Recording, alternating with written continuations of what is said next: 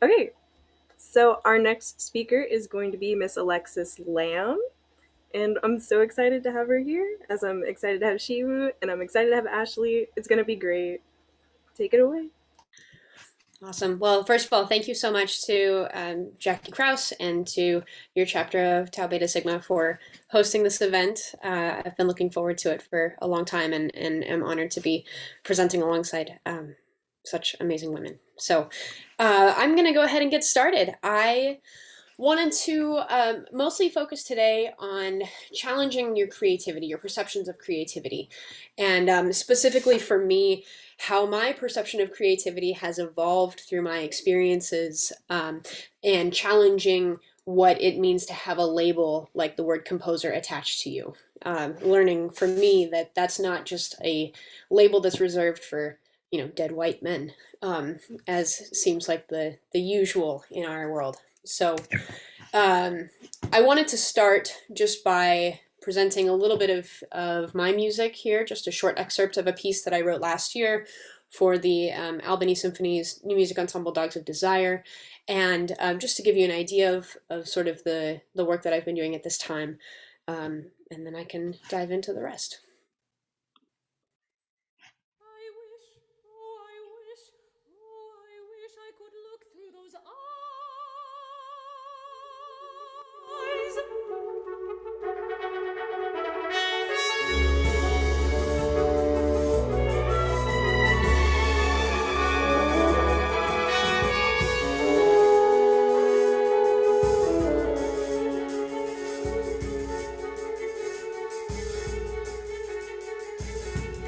wish, oh, I wish, oh, I wish, wish, oh, I wish, oh, I wish, wish, oh, I wish, wish, oh, I wish, oh,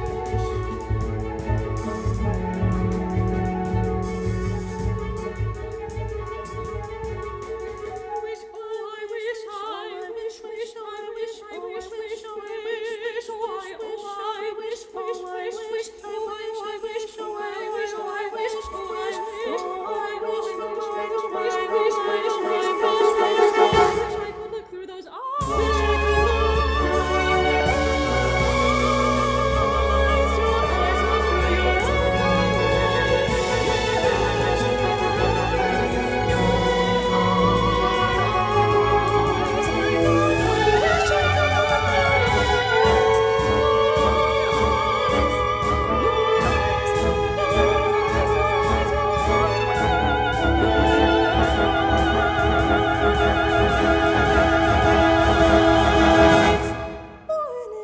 instant.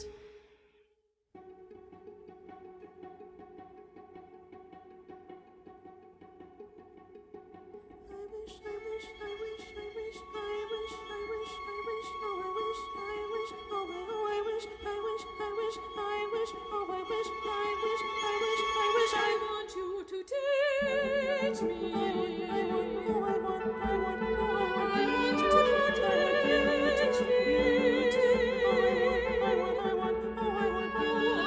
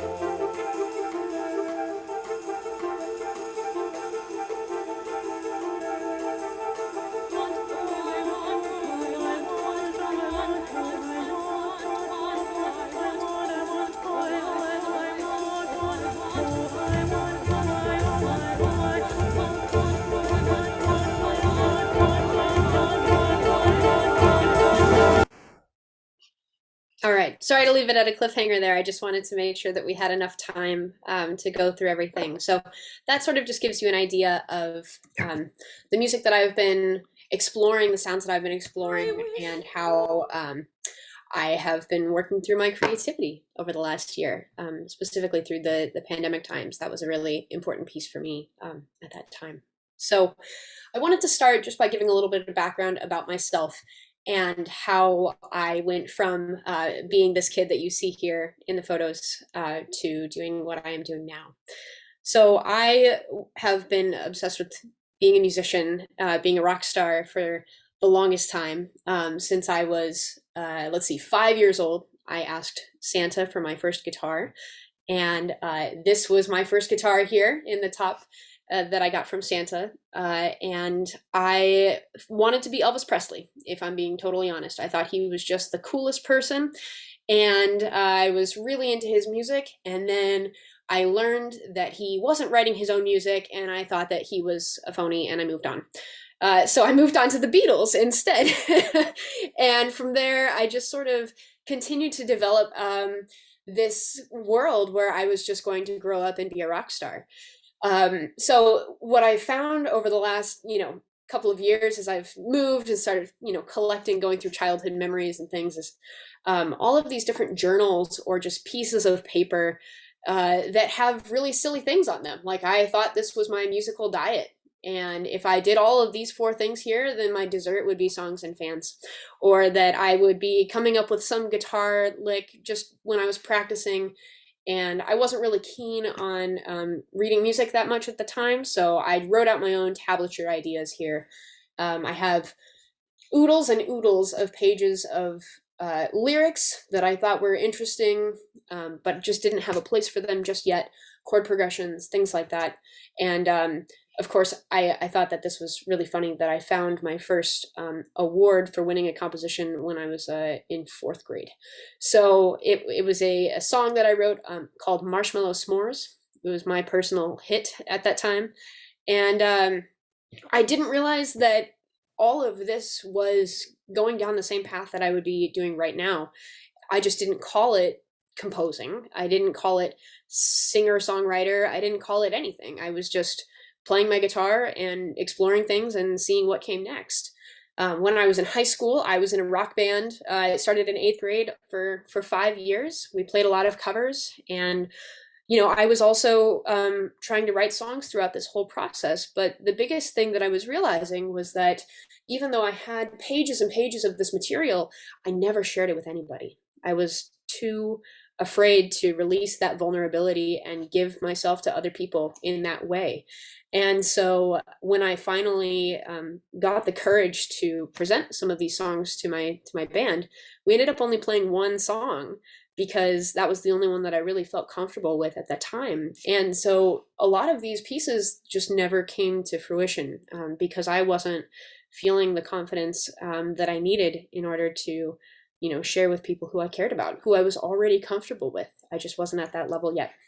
So that was sort of my initial start with creativity within music. And of course, I was a very curious kid and was really into visual art as well, and was deciding whether or not I was going to do something like that. But I ended up, in the long run, going to college for my undergraduate degree at Northern Illinois University, and I studied music education and percussion performance. And when I was there, and I'm sorry this is cut off, I'll adjust that. It says embracing the label composer. I had never been in a band class. I was the guitar playing kid, and I decided for some reason when I was a senior in high school, and really thanks to, similarly to what Professor Wu had said, the mentorship that I had received from my high school percussion instructor. She is one of my heroes to this day and a dear friend of mine, and sort of the catalyst for how I was able to pursue music as a profession. And she said, I think you really would love this college. They have a lot of really fun things here. And I decided I was going to be Jane band director. So I went into the program thinking that, I would become a band director. And I realized while I was there that percussion performance was already sort of alongside the same track as music education. I would need an additional recital and a couple of extra credits for my lessons, but there was no difference in how the performance majors were treated compared to the music education majors. We were held to the same caliber, and so I took on both. And I really love to play. I love to perform. I love to play music with other people. But one of the biggest things that happened to me while I was there was the exploration of so many different musics from around the world. And I had the really great opportunity of being able to study with individuals from those particular areas in the world. Most closely to my heart is my experience of studying with Dr. Cliff Alexis and Liam Teague and playing in the NIU Steel Band.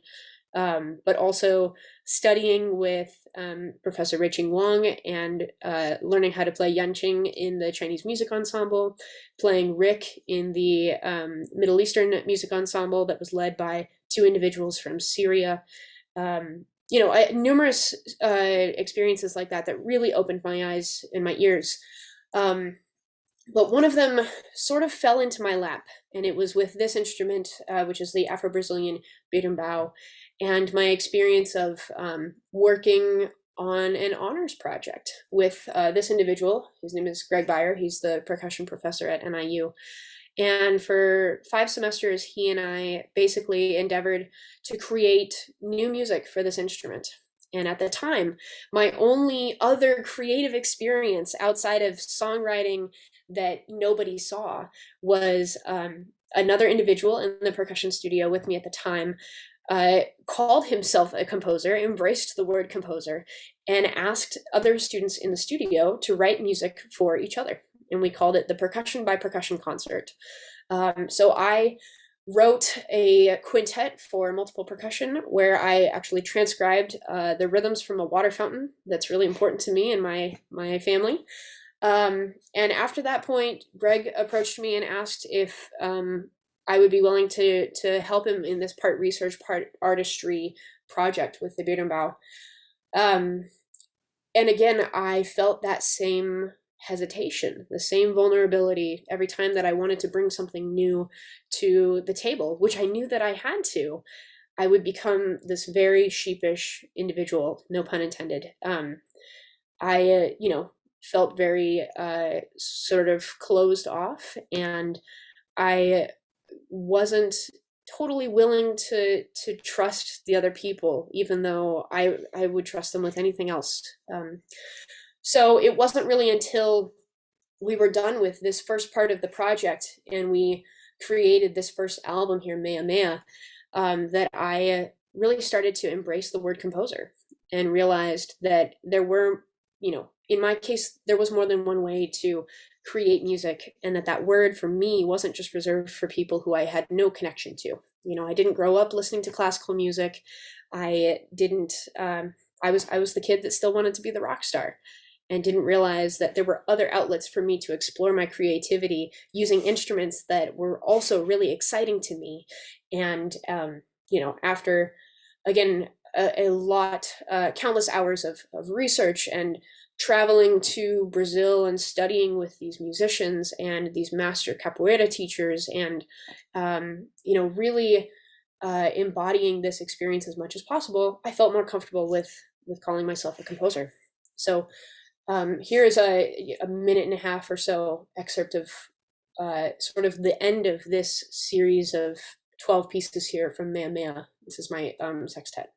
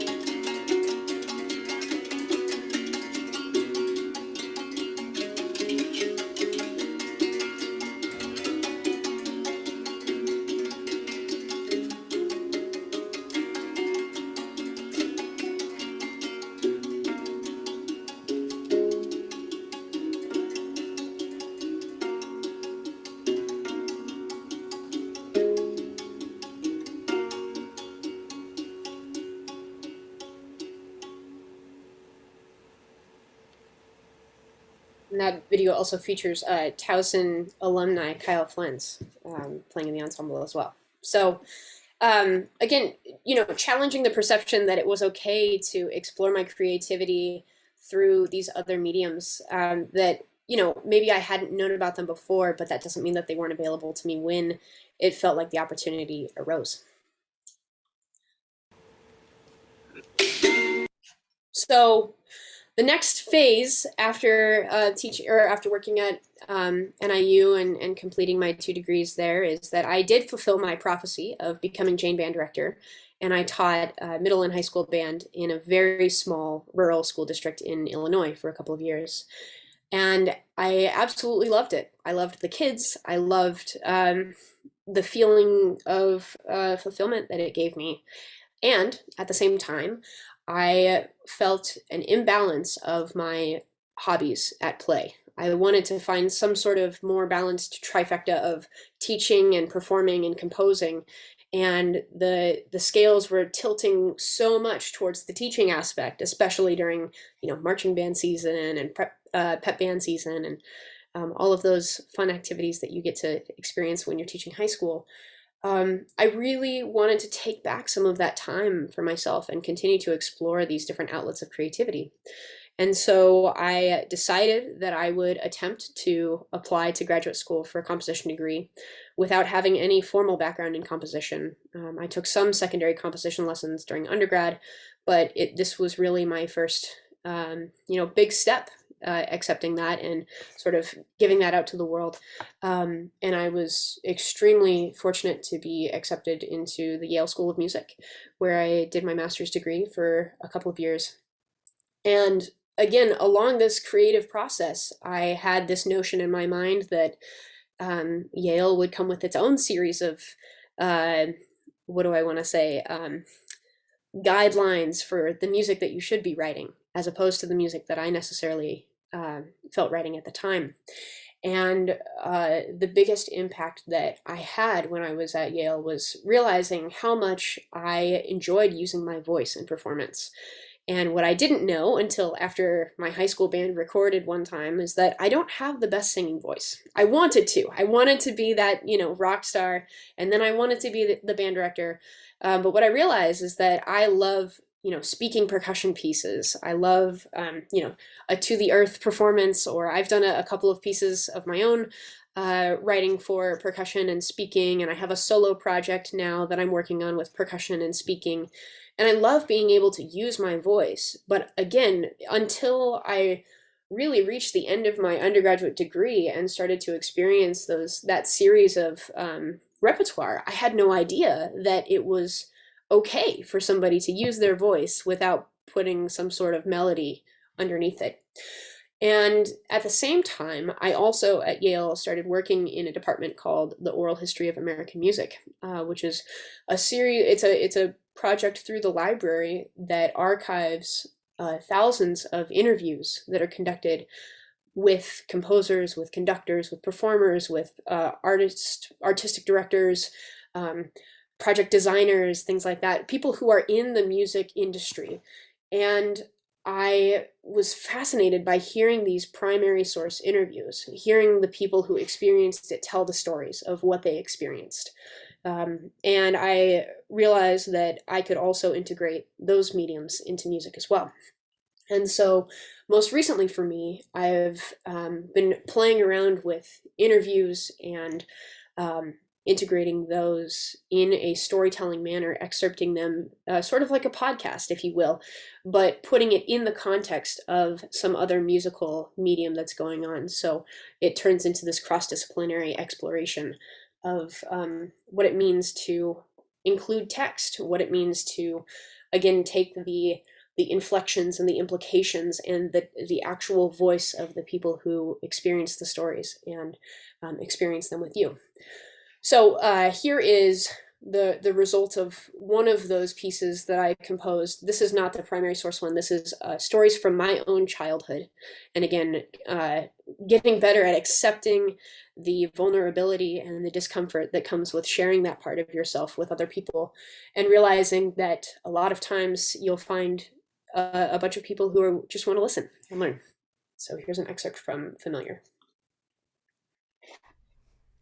I smile at how I learned basic addition by playing blackjack. Invented new clubs and games like our nature club and the National Neighbors Independence Day race. We even made a trophy.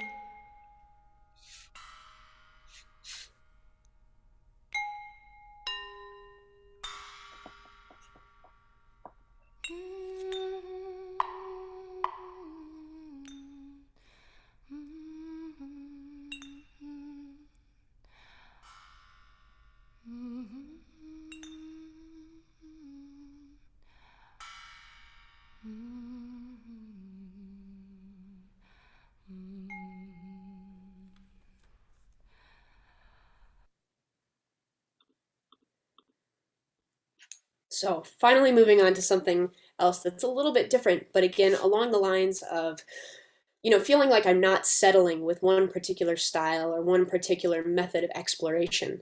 I also am extremely passionate about accessibility, and in particular, how I can work with musicians and non-musicians and kids and people with physical, abilities, specific physical abilities, or any varying ability. How can we come together as a community and create music together?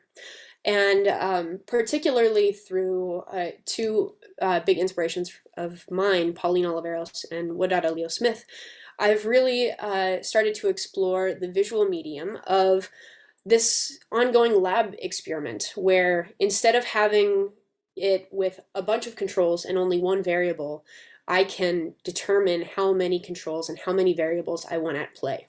And I don't have to be the only one that's in charge of making these decisions. I realize that, as much as I like to compose pieces that are really through composed and give individuals an idea of exactly what they're looking for, I also want to hear what the performers have to say and how the performers can collaborate with the composers and how we can actually just create this big musical community where we listen and learn from each other at the same time. This for me has been the result of every chamber music experience that I've had, in particular of being able to listen and respond in real time, whether it's a through composed piece or not. And feeling like I can communicate to my players how I may want it interpreted, but they also may give me more ideas along the way using the music that I had imagined in my head, but giving me something that I never would have imagined.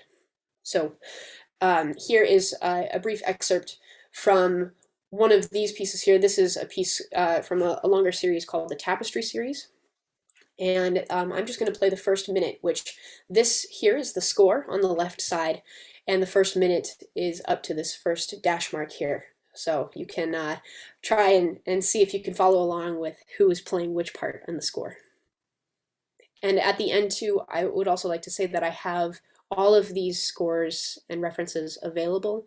I'm happy to share a separate folder so that if anyone wants to look at them further or has any questions or things like that, I want to be able to offer that resource to you as well.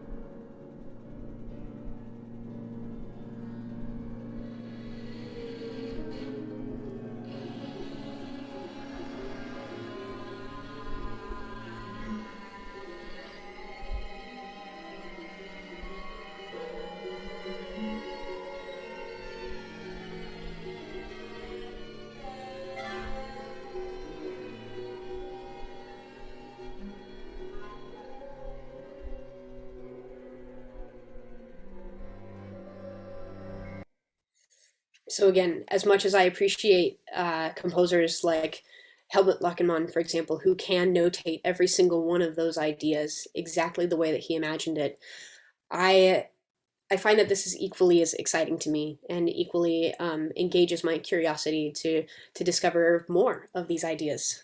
Again, sort of reflecting along what Professor Wu said about embracing your curiosity as your best asset. So along the way, I've kind of put together this list of tips and tricks for individuals who are exploring their creativity, whether it is as a musician, as an artist, as a cook, as an engineer, as a mechanic, whatever the case may be. I feel like the first thing, again, is following your creativity wherever you imagine it going. I didn't ever think of myself as someone who would write text, even though a kid Alexis clearly thought that I was going to write text with all those lyrics.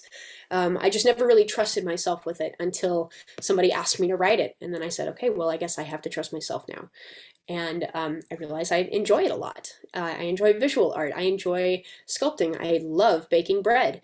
These are things that I didn't realize I could embrace my creativity with and explore that in the same way. So please don't ever feel like you need to put limitations on what it means for you to be a creative individual, regardless of what area you are exploring your creativity in. Listen to your intuition. I am an individual who really over prepares and over researches and goes to great lengths to make sure that everything is as perfect as I can make it. But at the end of the day, if I have put all of this planning and preparation into this set of notes and rhythms and I have everything ready to go and I put it in context and it doesn't feel right, I'm not going to keep it. I want it to feel right. I want to always use this gut check, literally, where I can take it at the end of the day and digest it and realize, okay, this is not how I wanted this to be. I'm going to go back and I'm going to make this the way that I really think it needs to be, even if it's not right or if it's not following the rules, right? It's going to follow what feels best to me. Record your creative thoughts as much as you can. I clearly from the start was an individual where if I don't write it down, I am bound to forget it. And I have oodles of Post-it notes everywhere in my desk, in my office, notebooks at school. I have voice memos on my phone. I have the Notes app open all the time. I use that because I know that if I don't write it down at that moment, even if I don't need it at that time, I am bound to forget it. And you never know when you have that idea that, maybe it's not for the project that you're working on right now, but 2 or 3 years down the road, it's going to be the perfect thing at the perfect time. So, hoard your creative ideas to the best of your ability. And find ways to engage in your creativity with people who you care about and who you trust and who you're comfortable with. I realize that even though my biggest hurdle with this whole thing was the vulnerability aspect of sharing myself and sharing my music with other people, the reason why I became more comfortable with it was because I surrounded myself with people who I trusted. And I was making music with people who I cared about and who I knew respected me as an individual, but also respected the music that I was writing. So that is the most important thing for me, especially if you're writing for others. And then pay attention and be aware of your surroundings. Be an observer. If there is something that you feel has been overdone in the world, how can your perspective on it give us a new light on the situation? There are hundreds of multi-percussion solos out there, but if you write a different one using a different perspective, how is that going to influence itself in the repertory? And then finally, be brave enough to start. I, again, didn't want to call myself a composer for a long time because I didn't think the word belonged to me. And especially being a woman who's a percussionist and a composer, and again, in these male-dominated fields, that was a big obstacle for me. But I want to close with a quote from one of my personal heroes, the Iron Chef, Alex Guarnaschelli. And the other day she was asked a question, I think it was on Twitter or something, and somebody said, how do you do everything that you do as a woman? I find that I'm caught at every limitation along the way. I'm put down all the time. Again, being a head chef in one of the best restaurants in New York, an extremely male-dominated field. And her response was, find something you love to do and become so an acute expert at it that gender no longer matters and the respect comes from within and emanates outward. So I wish all of you the best in your creative endeavors along the way. I hope that all of you are brave enough to start. And I'm here to answer any questions that you may have. And again, I'm happy to share these resources with you afterwards and go from there. So thank you very much.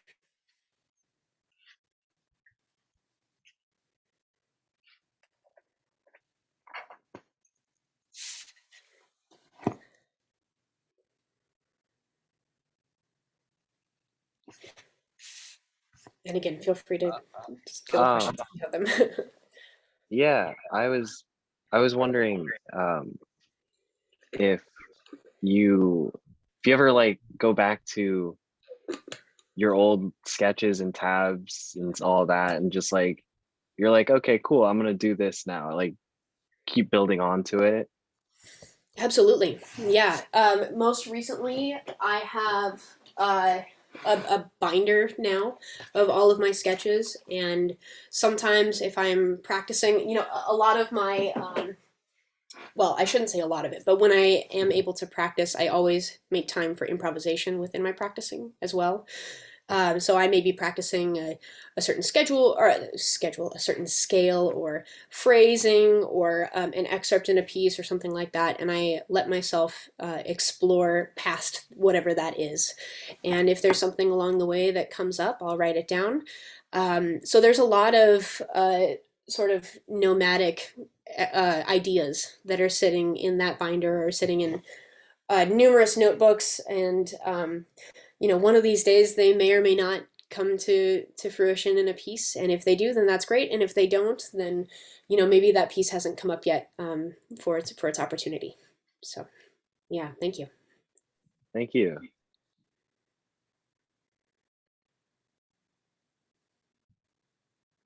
I got a question if it's all right. Sure.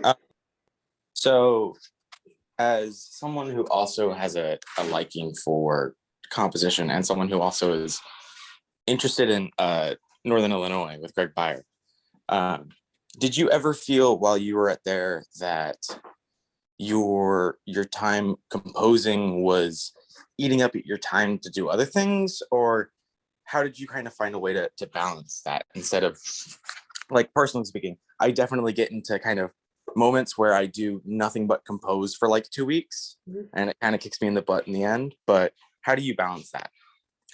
That is the ultimate question for me. And I don't know if I will ever get a full answer for that ever.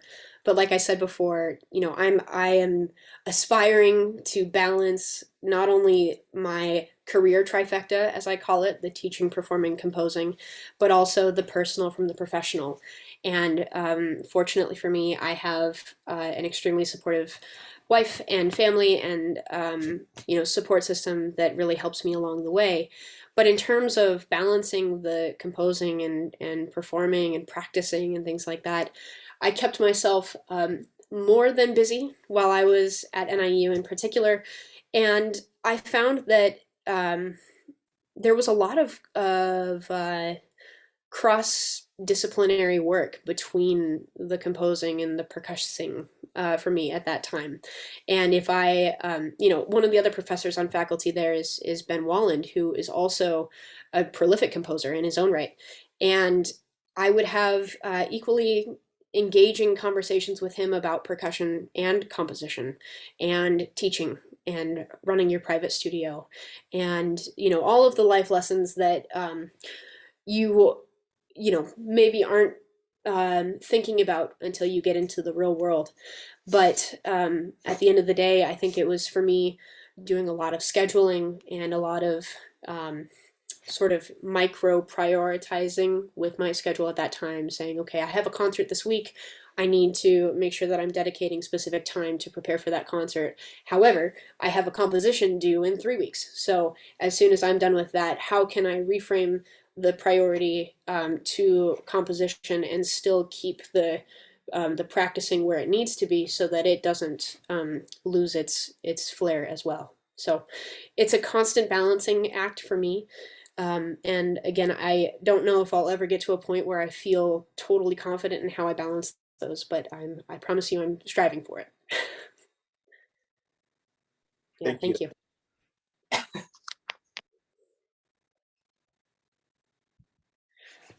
I'm just going to read Ginny's question out loud, if that's okay.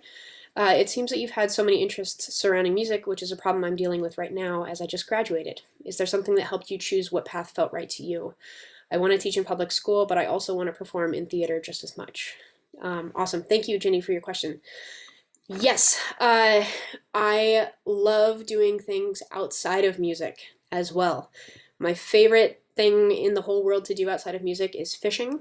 In a different life, if I could have been like a professional bass fisherwoman, I absolutely would have. And that is the way that I kind of release my energy. And also, when I'm doing things that I love, playing board games, or going on a walk, fishing, playing with my cats, whatever the case is, it always helps me realize how much I enjoy doing what I'm doing. And even if I'm in a situation where it feels more daunting to complete the work that I'm supposed to do, that I feel like I'm, losing the energy and the motivation, I find that if I take care of myself in those other ways, it helps me remember why I enjoy what I'm doing. I also realized that when I was teaching in the public school system, and I am also currently teaching in New Haven public schools right now, the kids love to know what you do outside of school. And so when I was teaching, I had Arco Music Hall come in and do a week-long residency with my students. They all got to learn about the berimbau and about capoeira. They performed with us along the way. I also, one of my spring breaks that we had, Arco Music Hall had a tour across the country, and I came back and I showed them photos from where we went. And we talked about our tour and what that meant, so that they could see that there was a life that I had outside of being a band director, and that I was maintaining the part of my career that was also being a professional musician, because I thought that that was equally important for them to see, that I was doing the thing that I was asking of them. I was practicing, I was putting in the time, I was working on my, score study, and I was being a member that held my own in my own ensemble. Because if I didn't demonstrate that to them, I didn't feel like they would do the same thing for me. So I do think that it's possible to do both. And you might just get a few less hours of sleep from time to time, but if it's fulfilling to you, then I think it's worth it. Yeah, thank you, Jenny. If there are no more questions, opening it up in case anyone has one. Doesn't appear like anyone does. I have one. I have one. Sorry. All right, Michael, you can go. Sorry for another composing question. No, please. As a composer, do you find yourself like experiencing periods of, I guess, dry creativity or writer's block, and how would you get over that? Absolutely. Yeah, thank you, Mike. Yes, I absolutely do experience those. And one of the things that I realized helps me get out of that rut is that giant notebook of ideas that I had that I haven't played with yet. So it becomes its own little playground when I need some inspiration along the way. For me personally, I also, I wish I could practice what I'm preaching right now, but I'm between two deadlines, so I don't have time between the breaks. But I try and give myself a break after each piece that I'm writing and let that process digest and come to a close, so that it really does feel like its own entity. And that I realize has helped me with, again, accepting the vulnerability and being able to share it and feel good about how that experience ended altogether.